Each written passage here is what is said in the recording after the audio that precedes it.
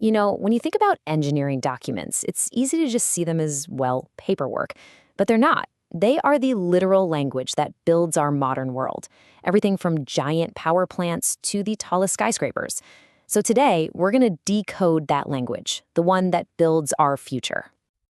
I mean, seriously, just think about it for a second. You've got thousands of different parts, hundreds of suppliers, all of which have to come together and fit perfectly. How does that even work? Well, the answer is a really clear, really precise system of communication. And at the very heart of this whole system is one core idea. Don't think of it as some boring document. Think of it as the project's master recipe. Every single ingredient, every single instruction has to be followed perfectly.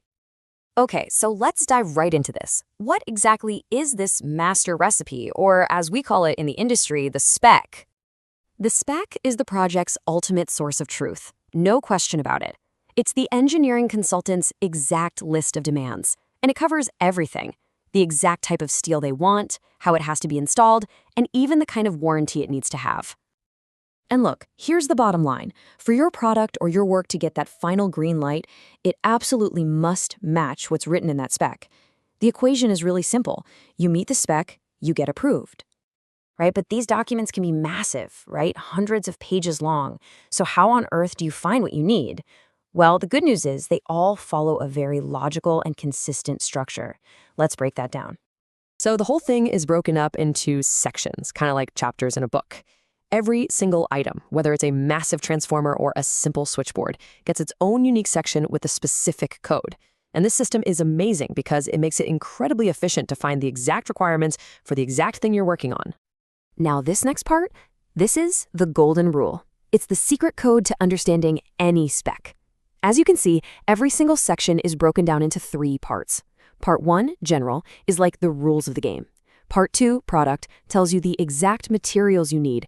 And Part 3, execution, tells the contractor precisely how to install it and how to test it. And trust me, this is not just some boring textbook stuff. Knowing this 3-part structure is a huge advantage. It helps you price jobs correctly, it helps you prepare your submittal documents, and honestly, you will almost definitely get asked about this in a technical engineering interview. But this isn't just a one-way street. It's not the consultant just shouting orders into the void. A spec is actually the start of a really important technical conversation between the person who wrote it and the supplier who has to deliver. In this slide, this nails it. It shows that conversation perfectly. The specification is the consultant's ask. It's them detailing everything they need. And the compliance sheet? Well, that's the supplier's formal answer, confirming they can deliver on that ask. So the compliance sheet is really where the supplier puts their money where their mouth is. It's their formal commitment. They have to go through that spec, literally line by line, point by point, and declare in writing whether their product meets each one of those requirements. It's all about accountability. Now, when they're filling this out, they use a kind of shorthand, a specific language. Comply is easy. It just means, yep, we meet this requirement. NA, or not applicable, means that rule just doesn't apply to their product. And out of scope basically means, hey, that's someone else's job, usually the contractor who's going to install it. All right, that's enough theory. Let's make this real. We're going to walk through how this all works with a really critical piece of equipment you'll find on any major project, a switchboard. Okay, so picture this. A supplier gets the spec section for switchboards. Now, the consultant has listed tons of requirements, but a smart supplier knows to zero in on the big ones: the rating of the circuit breakers, the internal construction, what we call the form type, and the kind of electrical metering they need.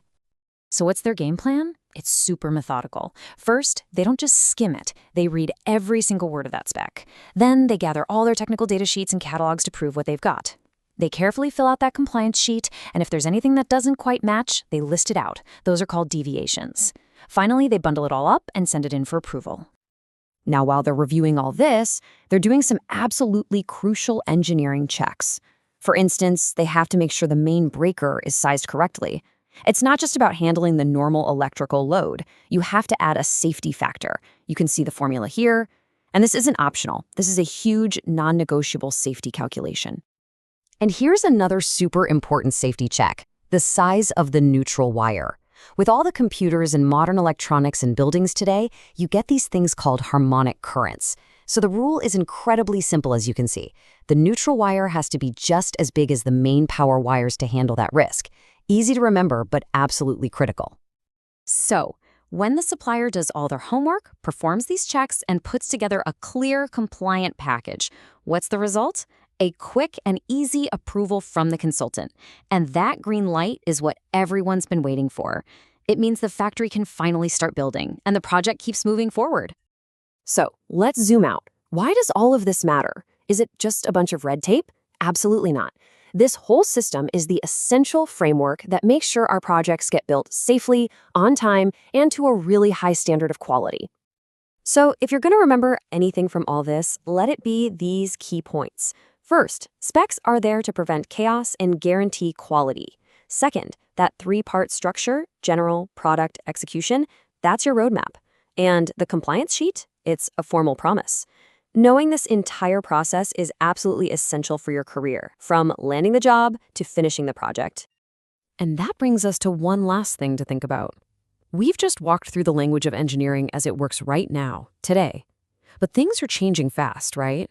We're moving into an era of AI-driven design and digital twins. So, how is this digital language of specs and compliance going to evolve? What does the future of engineering communication even look like? It's a pretty interesting question, isn't it?